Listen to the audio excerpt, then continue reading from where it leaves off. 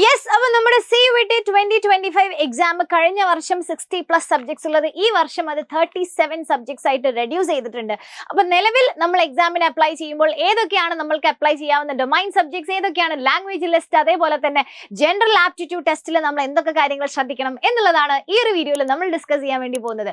So പറഞ്ഞ പോലെ CUET 2025 എക്സാമിനേക്കുള്ള complete subjects and language list ആണ് ഈ ഒരു വീഡിയോയിൽ ഡിസ്കസ് ചെയ്യുന്നത്. അപ്പൊ CUET എക്സാം എഴുതാൻ താല്പര്യമുള്ള നിങ്ങളുടെ ഒരുപാട് ഫ്രണ്ട്സ് ഉണ്ടാവും, അവരിലേക്ക് വീഡിയോ ഷെയർ ചെയ്ത് കൊടുക്കുക. Let them also know about it. And നമ്മുടെ ചാനൽ ഇതുവരെ ആരെങ്കിലും സബ്സ്ക്രൈബ് ചെയ്തില്ല എന്നുണ്ടെങ്കിൽ ഡു സബ്സ്ക്രൈബ്. കാരണം ഇതേപോലത്തുള്ള എല്ലാ അപ്ഡേറ്റ്സുകളും നമ്മൾ എന്ത് ചെയ്യുന്നുണ്ടാവും, റെഗുലർലി പോസ്റ്റ് ചെയ്യുന്നുണ്ടാവും. So into the video നമ്മൾ ആദ്യം പറയുന്നത് ഏതൊക്കെയാണ് നമുക്ക് അവൈലബിൾ ആയിട്ടുള്ള ലാംഗ്വേജസ്, ഏതൊക്കെ ലാംഗ്വേജസ് ആണ് നിങ്ങൾക്ക് എക്സാം എഴുതാൻ പറ്റുന്നത്. So we have 13 languages, 13 languages ആണ് നിങ്ങൾക്ക് എഴുതാൻ പറ്റുന്നത്. അതായത് ആസമീസ്, ബംഗാളി, ഇംഗ്ലീഷ്, ഗുജറാത്തി, ഹിന്ദി, കന്നഡ, മലയാളം, മറാത്തി, പഞ്ചാബി, ഒഡിയ, തമിഴ്, തെലുങ്ക്, ഉറുദു. അപ്പൊ ഈ ലാംഗ്വേജസ് നിങ്ങൾ സെലക്ട് ചെയ്യുമ്പോൾ നിങ്ങൾ ഏത് യൂണിവേഴ്സിറ്റിയിലേക്കാണോ അപ്ലൈ ചെയ്യാൻ ആഗ്രഹിക്കുന്നത് ആ യൂണിവേഴ്സിറ്റിയുടെ റിക്വയർമെന്റ്സ് നോക്കുക. അതിനുശേഷം മാത്രം നിങ്ങളുടെ സബ്ജക്ട്സുകൾ എന്ത് ചെയ്യണം, സെലക്ട് ചെയ്യണം. Don't forget it.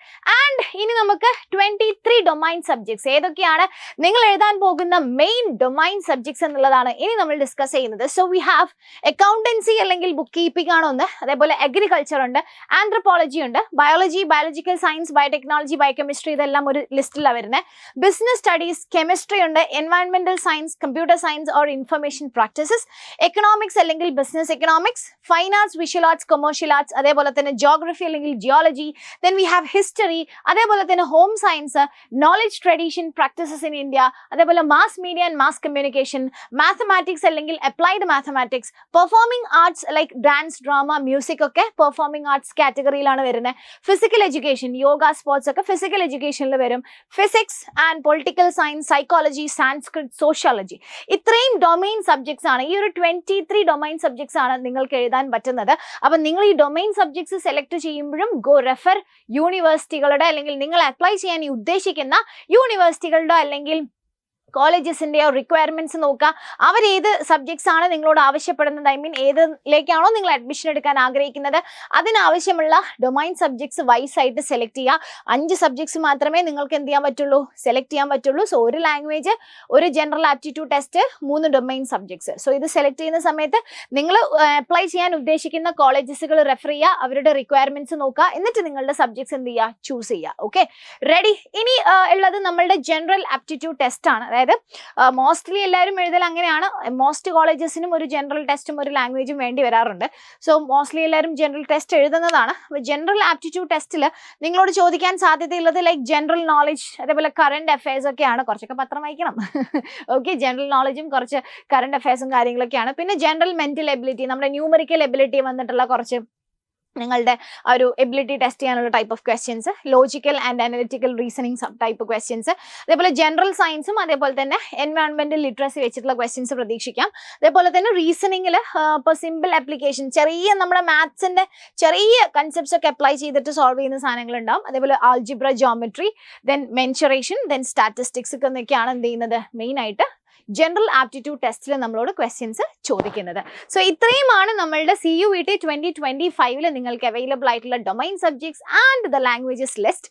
സോ നിങ്ങൾ ഏതൊക്കെയാണോ നിങ്ങൾക്ക് സബ്ജക്ട്സ് എഴുതേണ്ടതെന്നുള്ളത് കൃത്യമായിട്ട് നോക്കിയതിനു ശേഷം തീരുമാനിക്കുക. ആൻഡ് ഈ CUETക്ക് എങ്ങനെ അപ്ലൈ ചെയ്യുമ്പോൾ നന്നായിട്ട് ശ്രദ്ധിക്കണം. സബ്ജക്ട്സ് സെലക്ട് ചെയ്യുമ്പോൾ നന്നായിട്ട് ശ്രദ്ധിക്കണം. കാരണം അത് പിന്നെ മാറ്റുക എന്നുള്ളത് ഭയങ്കര ബുദ്ധിമുട്ടാണ്. സോ എന്ത് ചെയ്യണം, കറക്റ്റ് ആയിട്ട് ചൂസ് ചെയ്യണം. എങ്ങനെ അപ്ലൈ ചെയ്യാന്നുള്ളതിന് നമ്മൾ എന്ത് ചെയ്തിട്ടുണ്ട്, ഒരു വീഡിയോ ഓൾറെഡി ചാനൽ ചെയ്തിട്ടുണ്ട്, അത് റെഫർ ചെയ്യാം. ഓക്കെ, അതേപോലെ തന്നെ CUET കഴിഞ്ഞ പ്രാവശ്യത്തെക്കാളും ഈ പ്രാവശ്യം കുറച്ച് ചേഞ്ചസ് ഒക്കെ വന്നിട്ടുണ്ട്. അപ്പോൾ ആ കാര്യങ്ങളും കുറിച്ചുള്ള നമ്മളൊരു വീഡിയോ ചെയ്തിട്ടുണ്ട്. If you want you can refer that also. അപ്പോൾ അപ്പോൾ ഇത് നമ്മളുടെ കഴിഞ്ഞ വർഷത്തെ CUET റിസൾട്ട്സ് ആണ് കേട്ടോ. അതായത് ഫസ്റ്റ് ബാച്ചിൽ നമ്മൾക്ക് കിട്ടിയ റിസൾട്ട്സ് ആണിത്. ഈ മുകളിൽ കാണുന്ന ആൾക്കാർക്കൊക്കെ ഫുൾ മാർക്കാണ് അവരുടെ സബ്ജക്ട്സിൽ കണ്ടോ. Yes, okay. അപ്പോൾ ഇതേപോലെ നമ്മളുടെ ഫസ്റ്റ് ബാച്ചിൽ തന്നെ നല്ല അടിപൊളി റിസൾട്ടാണ് കഴിഞ്ഞ വർഷം തന്നെ നമുക്ക് കിട്ടിയിട്ടുണ്ടായിരുന്നത്. So this was a first batch. അപ്പോൾ ഇത്രയും കുട്ടികളാണ് നമ്മളുടെ CUET ക്രാഷ് കോഴ്സ് കഴിഞ്ഞതിന് ശേഷം നല്ല നല്ല കോളേജസിൽ, അവർ ഇഷ്ടപ്പെട്ട കോളേജസിൽ അവർക്ക് ഇഷ്ടപ്പെട്ട കോഴ്സുകൾ ഇപ്പോൾ പഠിച്ചുകൊണ്ടിരിക്കുകയാണ്. ആൻഡ് യെസ്, നമ്മളുടെ നെക്സ്റ്റ് ക്രാഷ് ബാച്ച്, അഗ്നി super crash batch March 25 start ചെയ്യുന്നുണ്ട്. ആൻഡ് ദാറ്റ് ടു അടിപൊളിയായിട്ട് നിങ്ങൾക്ക് വേണ്ടിയിട്ട് നമ്മളൊരു ഓഫർ തരുവാണ്. അതായത് ഫസ്റ്റ് ജോയിൻ ചെയ്യുന്ന 1000 കുട്ടികൾക്ക് നമ്മളൊരു ഏർലി ബേർഡ് ഓഫർ കൊടുക്കുന്നുണ്ട് ഫീസിൽ. സോ കഴിയാനായി, സീറ്റ് കഴിയാനായി. അതുകൊണ്ട് ജോയിൻ ചെയ്യാൻ താല്പര്യമുള്ള കുട്ടികൾക്കൊക്കെ എന്ത് ചെയ്യാം, പെട്ടെന്ന് ഈ കാണുന്ന നമ്പറിലേക്ക് കോൾ ചെയ്യാം, എന്നിട്ട് നിങ്ങളുടെ സീറ്റ് ഉറപ്പിക്കാം. ഇത് ഞങ്ങൾ തരുന്ന വാക്കാണ് കേട്ടോ. നിങ്ങൾ അടിപൊളിയായിട്ട് നമ്മളെ കൂടെ കിഡിലനായിട്ട് പഠിക്കുകയാണെന്നുണ്ടെങ്കിൽ നിങ്ങളുടെ ഡ്രീം കോഴ്സിൽ, നിങ്ങളുടെ ഡ്രീം കോളേജസിൽ you will be there. Don't worry about it. So അത് ഞങ്ങൾ തരുന്ന ഉറപ്പാണ്. കാരണം അത് എന്ത് ഉറപ്പിന്റെ പേരിലാന്ന് വെച്ച് കഴിഞ്ഞാൽ this is our first batch. ഈ ഒരു ഉറപ്പിന്റെ പേരിലാണ് ഞങ്ങൾ നിങ്ങൾക്ക് ആ ഒരു ഉറപ്പ് തരുന്നത് കേട്ടോ. So B with us. See you then. Bye.